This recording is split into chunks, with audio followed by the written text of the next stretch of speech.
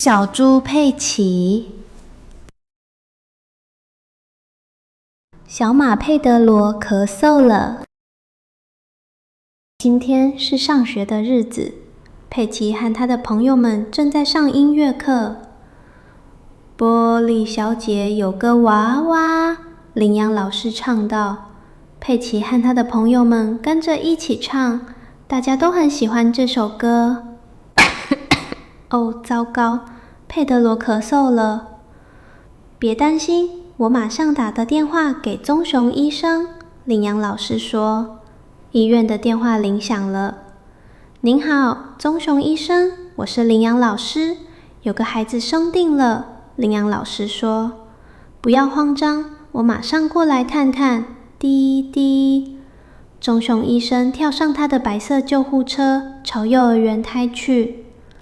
是什么样的咳嗽？是有痰的那种，还是没痰的那种？棕熊医生问。我不知道，但是他是这样子。佩德罗说。这并不严重，但是佩德罗的咳嗽可能会传染给别人。棕熊医生说。我需要吃药吗？佩德罗问。只要吃1小勺就行了，不过这药可能不太美味哟。棕熊医生说。这味道就像是一只灌满了果酱的旧鞋子味。佩德罗不喜欢这药的味道。哦，糟糕！小狗丹尼和小羊苏西都被佩德罗传染了。棕熊医生也喂他俩吃了药。你会生病吗，棕熊医生？佩奇问。不会，佩奇，我从来不生病，因为我每天都吃1个苹果。再见。棕熊医生笑着说。放学的时间到了，家长们都来接孩子们回家。不好了，所有的大人都被佩德罗传染了。我是佩奇，所有的大人都生病了。佩奇打电话给棕熊医生。别着急，佩奇，我马上就来。棕熊医生又跳上了他的白色救护车。棕熊医生回到了幼儿园。大家好啊，谁被佩德罗传染了？没事的，请排好队，张大嘴巴。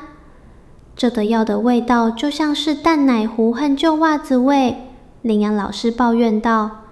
哦，糟糕，连棕熊医生也被佩德罗传染了。不用担心，再见。棕熊医生完成了他的工作后就回去了。大家都跟棕熊医生道别。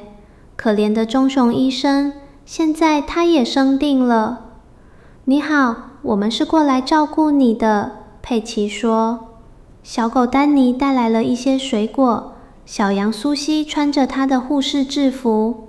这是你的药。小羊苏西让棕熊医生张大嘴巴。